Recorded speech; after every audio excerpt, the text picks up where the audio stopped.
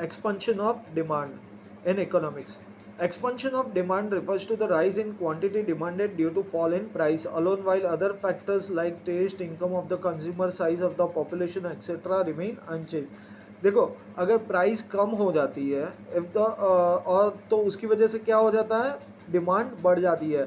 C expansion of demand refers to the rise in quantity demanded. पहले लोग जितनी quantity demand कर रहे थे उससे ज़्यादा डिमांड करेंगे अगर प्राइस फॉल होती है तो, due to fall in price. बाकी सारे due to the fall in price alone, अकेले प्राइस के गिरने से अगर डिमांड बढ़ जाती है तो उसे हम क्या कहेंगे, expansion of demand.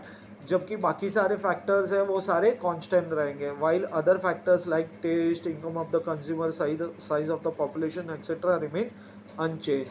Demand moves in downward direction on the same demand curve. देखो, डिमांड हमेशा डाउनवर्ड डायरेक्शन में आएगी.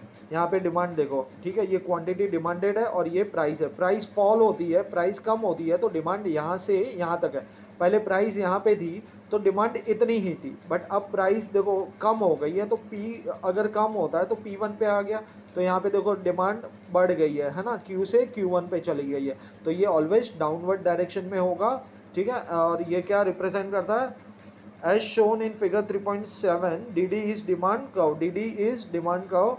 A downward movement on the same demand curve show from point A to point B indicates an expansion of demand. देखो A से B यहाँ पे पहले थे, अब हम यहाँ पे, पहले इतने ही लोग डिमांड कर रहे थे यहाँ से यहाँ तक, बट अब डिमांड यहाँ तक चली गई है, यानी कि यहाँ से यहाँ तक आ गई है. अब प्राइस के फॉल होने से डिमांड बढ़ गई है, इसे हम कहेंगे expansion of demand. Thank you.